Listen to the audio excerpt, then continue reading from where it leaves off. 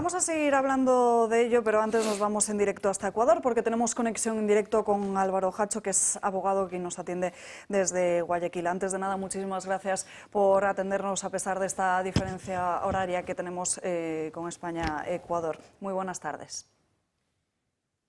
Buenos días, aquí en Guayaquil. Buenas Eso tardes, allá en España. Un gusto, un saludo cordial a todos los panelistas.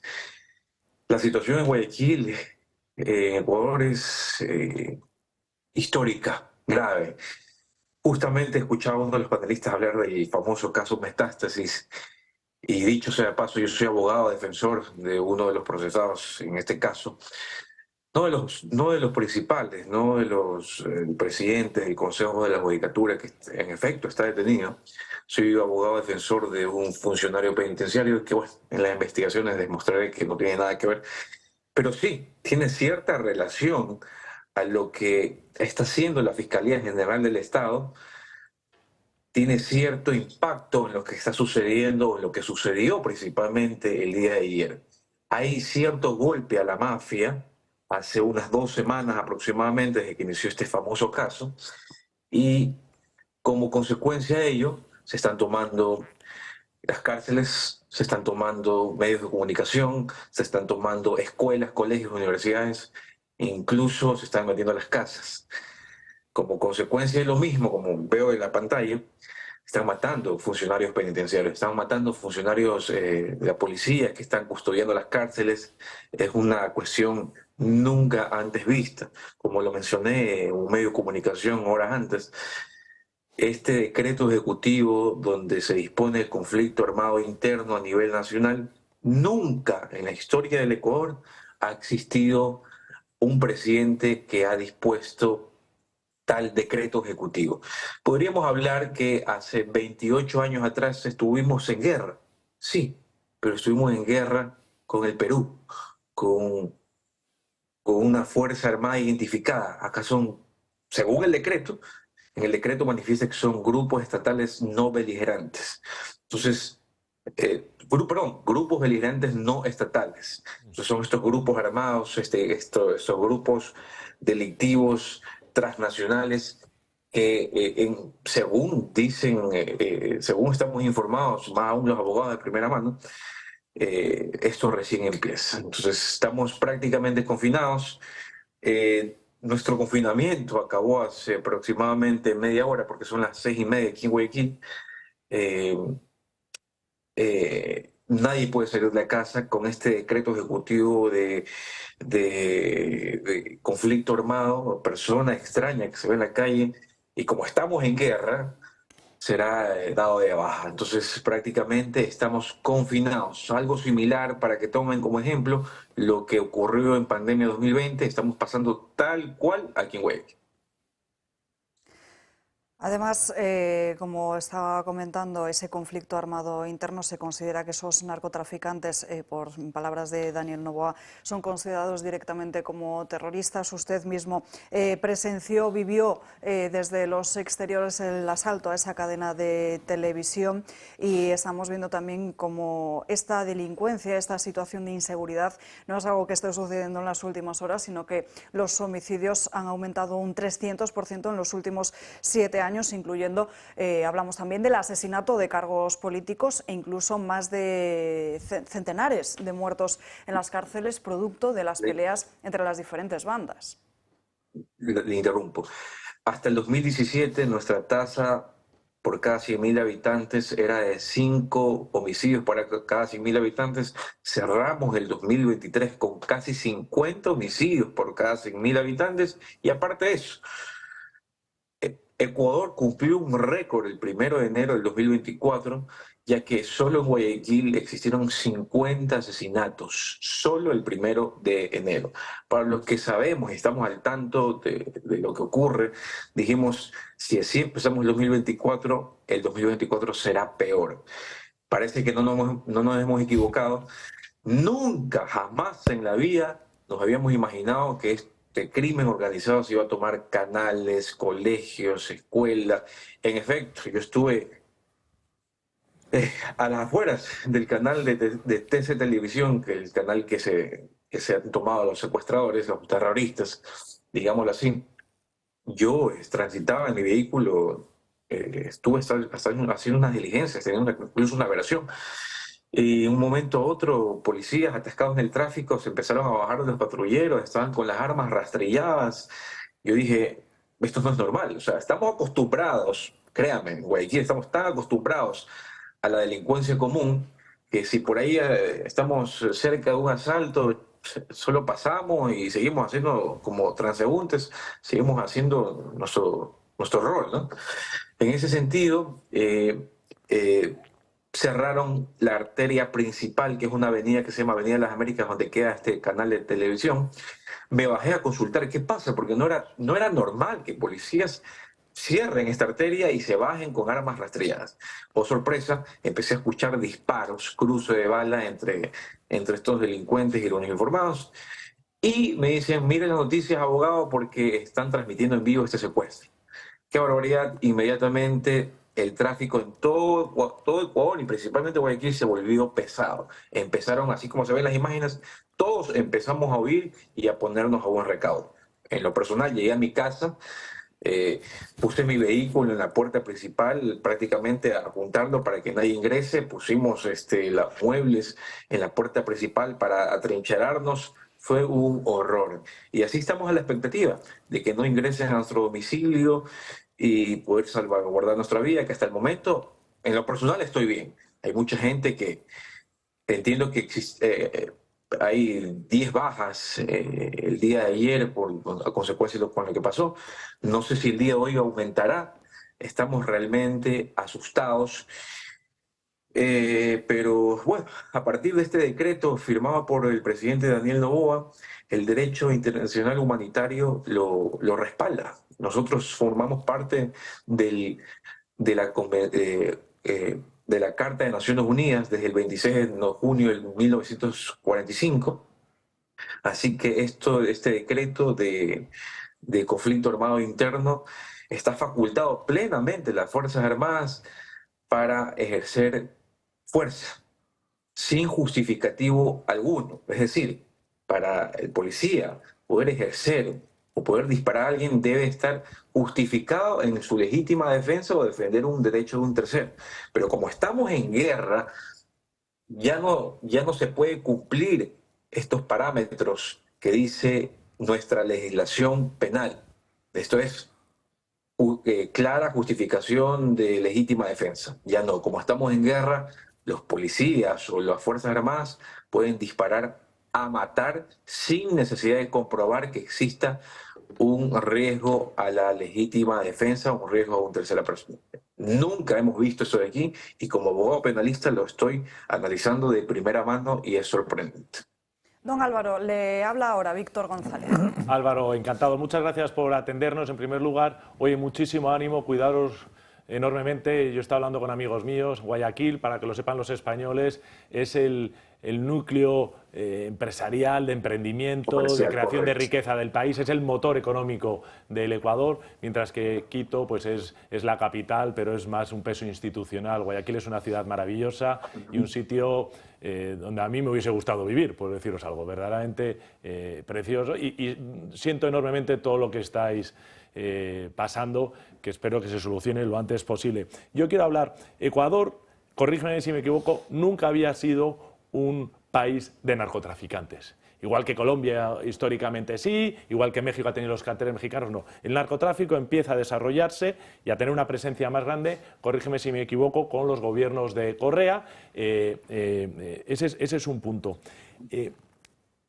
Que más de 20 grupos, que es lo que sale en el decreto que el presidente de Ecuador ha publicado, más de 20 grupos de narcotráficos se coordinen para luchar contra el gobierno, es algo que no se prepara en un solo día. Y por lo tanto uno tiene que presuponer que hay algo por encima que los está coordinando y los ha lanzado a la calle. Porque son grupos de narcotraficantes, los cubanos, los Chone Killers, los Caballeros Oscuros, los AK-47, bueno, más de 20, o sea, si veréis el decreto es más de 20, que normalmente compiten por sus cuotas de mercado, compiten por sus territorios y que se solían matar entre ellos como bandas rivales que eran. Han salido de manera coordinada a tensionar un pulso. Esto no ha pasado ni en Colombia. En el momento dado donde hubo un narcotraficante que ha tenido muchas series, y yo no lo menciono porque no quiero darle, me molesta mucho dar publicidad, era él, pero se enfrentaba también a otros narcotraficantes del país. Esto no ha pasado con los cárteles mexicanos, que se matan entre ellos. O sea, lo de Ecuador está coordinado, y yo, que he estado en Ecuador, acuso y pongo la mano a los venezolanos, a los cubanos, muy probablemente muy coordinados con los iraníes. Estas ejecuciones sumarias delante de una cámara que hemos visto, o con cuchillos, eso no nace de los movimientos revolucionarios de Hispanoamérica. Eso son prácticas habituales que hemos visto de los terroristas del Estado Islámico, de Hamas y de Hezbollah. Aquí hay una transmisión de hacer el mar de conocimiento que ha venido desde ese punto. Y yo creo que la medida que ha tomado el presidente Daniel, creo que es lo correcto. O sea, hay que luchar. Le doy un dato, no sé si usted lo sepa. Insisto, como abogado en caso Metástasis lo sé de primera mano porque tengo los expedientes donde está toda la prueba, los 14.000 chats del narcotráfico con la política. Los narcotraficantes pesados, principalmente uno que ha sido asesinado en el 2022, decía, necesitamos que el grupo de Correa regrese el poder porque estamos perdiendo poder. Eso lo dicen, y esos chats están judicializados. Más bien, este narcotraficante asesinado, y lo puedo decir porque está asesinado, que si no, por medio de represalias jamás lo diría, que él con otra persona más que están destinados a lavado de dinero, crímenes, pagaron $450.000 al presidente de la Judicatura, que en ese entonces era juez nacional, para que le conceda un habeas corpus a Jorge Glass, vicepresidente, hasta el 2017. Estaba preso por delitos, el famoso caso Odebrecht. Entonces, está judicializado esas conversaciones donde dice, deja que se entere RC, nosotros pagamos $450.000 a favor de la liberación de Jorge Glass. Entonces, imagínense, obviamente jamás en los 10 años de gobierno existió algún tipo de ejemplo como lo que está pasando ahora. Obviamente, gobernaban con ellos. Yo ahí rápidamente tener un recuerdo emocionado para Fernando Villavicencio, que fue asesinado y que fue el candidato presidencial que tenía el discurso más duro contra Correa. Don Álvaro y Víctor, les pido que nos aguante unos minutos porque nos tenemos que ir a una breve pausa de publicidad y a la vuelta seguimos charlando con usted porque su testimonio es muy valioso. Publicidad muy rápida y enseguida estamos de vuelta. Aquí les esperamos. Entonces, con representantes de los Latin Kings, tuvimos un acto donde se nos dio personalidad jurídica, se han constituido en corporación que va a poder pedir crédito, capacitación, etcétera, para tener sus empresas. Una maravilla. No los Latin Kings me explicaban sus principios, etcétera, y parece que muchas veces se toman el nombre de ellos para cometer actos violentos. En su reglamento está no robar, etcétera, ¿no? Incluso están contra el aborto.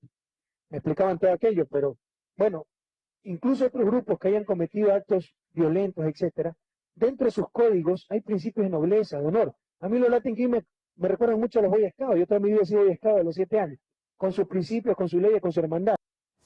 Palabras de Rafael Correa cuando legalizó a los Latin Kings y pudieron además constituirse como una corporación, una de esas bandas que aparece en ese decreto que ha firmado Daniel Noboa, donde reconoce esa existencia del conflicto armado interno en el país debido a la actividad de esos grupos narcoterroristas. Víctor, recuperamos además esa conexión con Álvaro Hacho. Bueno, yo, mientras se pone Álvaro, la pregunta que te quiero hacer con un poco la introducción extensa que he hecho antes es ¿quién crees tú, yo tengo mi opinión y la he expresado, que está detrás impulsando, coordinando este golpe contra la institución, contra la democracia, contra la libertad y contra el gobierno del Ecuador? ¿Qué agentes nacionales y qué potencias, organismos internacionales se pueden nutrir de ello?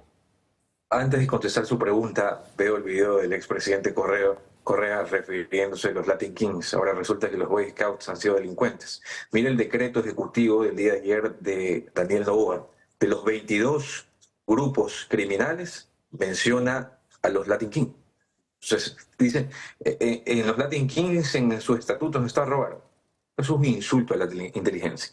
Respondiendo a su pregunta específicamente, mire, no sé si usted lo sepa, hace 2 días o 3 días creo que fue, se fugó el narcotraficante más peligroso del Ecuador, o podría decir de la región, aquí en Ecuador. Estaba en la cárcel de máxima seguridad y se fugó. Por medio de represalias personal, no me voy a referir ni con nombres ni con alias, pero si ustedes saben de esta noticia, personaje que trabajaba con este grupo político, que ya lo mencioné antes del corte, sí, se fugó. Resulta que después de su fuga, asesinatos, coches bomba, se toman universidades, cárceles, medios de comunicación. Entonces, aquí hay una coordinación delincuencial y política. Ya está evidenciado, ya está judicializado todas estas pruebas, ¿no? Yo no me estoy inventando. Yo no me estoy inventando. Están incorporados en un expediente, en un proceso penal. Yo los conozco en primera mano. Ojalá ustedes puedan acceder y les puedo pasar un link donde pueden acceder a los 14.000 chats y es morirse de rabia. Y perdón el término, que estoy en vivo, pero da asco leer cómo políticos que deben velar por nuestra seguridad están siendo financiados y están trabajando conjuntamente con este grupo, como que decirle, yo soy el presidente de la República y trabajo directamente con el comandante de la policía, de las Fuerzas Armadas, pero resulta que el narcotraficante que fue asesinado en el 2022 financiaba el arreglo de los patrulleros que no servían. Entonces es algo, créame que si usted no lo lee, no me va a creer. Entonces, por ahí viene. Estos personajes no actúan solos. Aquí hay políticos detrás de esto encendiendo la llama. Entonces, como no tienen apoyo político actualmente en el gobierno de Daniel Noboa, que es un ciudadano de 36 años, de una posición muy alta económicamente aquí en Ecuador, jamás él va a necesitar la ayuda del narcotráfico, o peor aún, el financiamiento. En ese sentido, viendo que no tienen respaldo y según el caso Metástasis dicen hay que recuperar el poder por medio de la RC, Revolución Ciudadana, así le decimos aquí en Ecuador, estamos perdiendo poder, están ahora perdiendo más poder en el gobierno de Daniel Noboa y necesitan a las bravas presionar, asesinando funcionarios penitenciarios, asesinando policías, tomándose canales. Es como que estamos conversando en este momento. Y no creo que en España se permita que ingresen grupos armados a tomarse en vivo el estudio. O sea, es algo impensable. Créanme que si se toman un estudio de un medio de comunicación, se pueden tomar cualquier parte relevante de la sociedad, sea un medio de comunicación, ya se tomaron bancos, se robaron bancos, están disparando en la calle. Entonces, en lo personal, el día de hoy ni siquiera voy a salir a laborar, solo tengo programados entrevistas para estar a buen recaudo, para ver cuál es nuestra suerte el día de hoy. Le habla ahora el periodista Mariano Calleja. Hola, buenos días, señor Alvaro Hacho. Vamos a ver, claro, los datos que nos están dando son espeluznantes para empezar, ¿no? De ese grupo de más de 20 organizaciones criminales que están plantando cara al Estado. Y claro, mi pregunta va dirigida por ahí. ¿Qué fuerza tiene el Estado ahora mismo en Ecuador para frenar esa ofensiva? Es decir, ¿qué respuesta cabe esperar? ¿Y qué posibilidades hay realmente de frenar esa ola de violencia que está sacudiendo al país y está poniendo al Estado en jaque realmente? Saludos, un gusto. Posibilidades ninguna. Resulta que el narcotráfico tiene infiltrados a personas en la policía, en el ejército. Tanto es así que esta persona que dije que se fugó, este narcotraficante más peligroso del país, según la ministra de Gobierno, indica que la fuga se debió a una fuga de información. Entonces, cualquier ataque estatal que quiera hacer el gobierno de turno hacia las organizaciones criminales, van a estar de primera mano informados ellos. Ellos van a estar al tanto de cuál va a ser el siguiente golpe del gobierno hacia ellos. Porque la noche de ayer menciona el comandante de las Fuerzas Armadas que estos 22 grupos que están identificados en el decreto del día de ayer son objetivos militares. ¿Ok? Entonces, los cabecillas que están fugados, sus mandos que están informados por información filtrada, están al tanto de lo que va. Por ejemplo, si hoy día supuestamente está tomando el control el Estado, entonces estarán por otros lados estos delincuentes. Es una barbaridad. Hay información filtrada, no se puede confiar en nadie, pero hay que decirlo. Hay que decirlo, los ministros del presidente Noboa están ejerciendo un control súper tibio. Créame que aquí mucha gente, a pesar de darle un respaldo ciudadano, democrático al presidente Noboa, que lo eligieron muchas personas, ni siquiera voté por él porque voté en nulo, muchas personas votaron por él, pero mucha gente está quejándose. O sea, es un respaldo muy tibio porque son acciones de parte de él muy tibias. Son ministros que no tienen experiencia en la función pública, no saben dónde están parados, están desesperados porque no saben qué hacer. Se necesita gente en experiencia, al menos en los ministerios de Seguridad Nacional, Ministerio de Defensa, Ministerio de Interior, Ministerio de Gobierno, pero son personas, créanme, que no saben dónde están parados. Este personaje, el narcotraficante más peligroso, se fugó hace 2 días. Pasaron 24 horas y se fugó un delincuente que tenía amenazado de muerte a la fiscal general por el caso Metástasis. Incluso esta semana, creo que fue, perdón, la semana pasada, creo que fue el viernes, la fiscal general, en una audiencia de vinculación en el caso Metástasis, dice, este señor, lo digo con, ahora sí lo puedo decir con nombres y apellidos, dice, lo estoy citando textualmente, Colón Pico, alias comandante Colón, creo que le dicen, tiene un plan para asesinarme porque estoy metiéndome con los altos narcotraficantes y altos políticos. Al día siguiente lo allanan, lo encarcelan, y resulta que después de 24 o 48 horas que se fugó este narcotraficante, que no voy a mencionar por mi seguridad, también se fuga el que tiene amenazado de muerte a la fiscal general por el caso Metástasis. Imagínese usted. Entonces, ¿qué país del mundo puede tener control si se fuga un pez gordo, que a las 24 horas se fuga quien tiene en vista, quien tiene un plan macabro en asesinar a nuestra fiscal general del Estado por este caso Metástasis? Entonces, es una barbaridad, no hay control, no hay autoridad. La hay, pero no tienen experiencia. Esto es muy criticado y por mi lado también el presidente Noboa piensa que esto es de regalarle los ministerios a los panas, a los amigos, como decimos acá, sino debe estar personas especializadas en materia de seguridad. Si no, se nos está desbordando lo que está ocurriendo. Como pasó con Lasso. Lasso no sabía ni dónde estaba parado.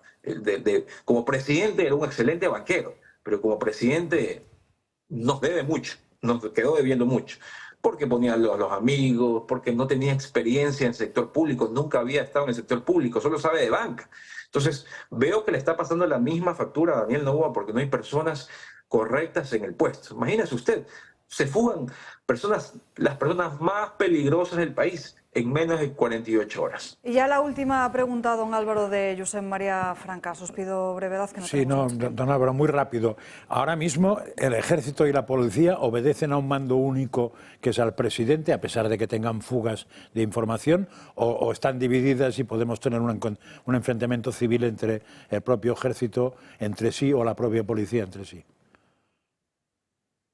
¿Me repite su pregunta, por favor? Sí, el Ejército y la Policía ahora mismo están unidos a la presidencia a pesar de las fugas informativas, pero a nivel de mando si responden al presidente. ¿O podemos estar ante una posible guerra civil? Estamos prácticamente en una guerra civil. Entienda que yo como presidente de la República jamás hubiera en el decreto hubiera mencionado que estos grupos criminales son grupos estatales no beligerantes. Es delincuencia común, solo que ellos están más organizados que nosotros. Ese es el problema. No sé si exista una coordinación entre fuerzas del orden con el comandante en jefe, que es el presidente de la República, porque insisto, el presidente de la República, antes que se fugue, escúcheme bien, y esto no me lo va a creer porque fue en una entrevista que él dio la semana pasada, creo que fue el lunes, y dice, he dispuesto que este narcotraficante que es el que presuntamente que manda, quiere un plan para asesinar a la fiscal general, dispuesto se lo traslade a otro centro de rehabilitación para salvaguardar la integridad de la fiscal general. Dispone eso en una entrevista a nivel nacional. Al día siguiente se fuga. O sea, ¿quién no hace caso? O sea, aquí le están desobedeciendo al comandante en jefe, que es el presidente de la República. Después de eso, saca una cadena nacional, dice, no se preocupen, ecuatorianos, estamos trabajando, lo vamos a buscar, etc. Al día siguiente se fuga el que está planeando el asesinato, el autor material que quiere asesinar a la fiscal general. ¿Y quién dice la fiscal general? También tiene algo que ver con el asesinato del ex candidato presidencial Fernando Villavicencio. Imagínense, o sea, no le hacen caso al presidente de la República. O sea, hay una descoordinación sobrenatural. No entiendo por qué el presidente de la República dice algo en una entrevista, se le fuga al día siguiente, se le fuga un pez gordo y al día siguiente se le fuga la persona que está supuestamente atrás del asesinato de Villavicencio y atrás del inminente asesinato de la fiscal general del Estado. Eso es gravísimo. No hay una coordinación como tal. No sé si es por la edad del presidente, que no le hacen caso omiso, pero alguien debe tomar el control. Y prácticamente estamos en una guerra civil. Cualquier persona que no está, ni siquiera estamos, insisto, no estamos en guerra con otras fuerzas armadas de algún país vecino, sino estamos en guerra con la delincuencia común, que están de civiles, como nosotros. Así que prácticamente estamos en una guerra civil, y como ya lo dijo ayer el comandante en Carondelet, lo dijo comandante de las Fuerzas Armadas, estas personas son objetivo militar. ¿Qué significa eso? ¿Los ven? ¿Los matan? Álvaro Hacho, nos hemos quedado sin tiempo para más, pero le agradezco enormemente que nos haya atendido en medio de la situación tan terrible que están viviendo en Ecuador. Todo nuestro apoyo, nuestra fuerza y un abrazo enorme. Cuenta con el Toro Televisión para lo que necesiten. Esperamos que las cosas vayan a mejor en los próximos días. Muy amable, le agradezco mucho. Qué gusto. Saludo cordial. Gracias, un abrazo. Nos tenemos que ir a la siguiente pausa de publicidad. Enseguida volvemos para tratar de hablar de los asuntos que salpican la política nacional aquí en España.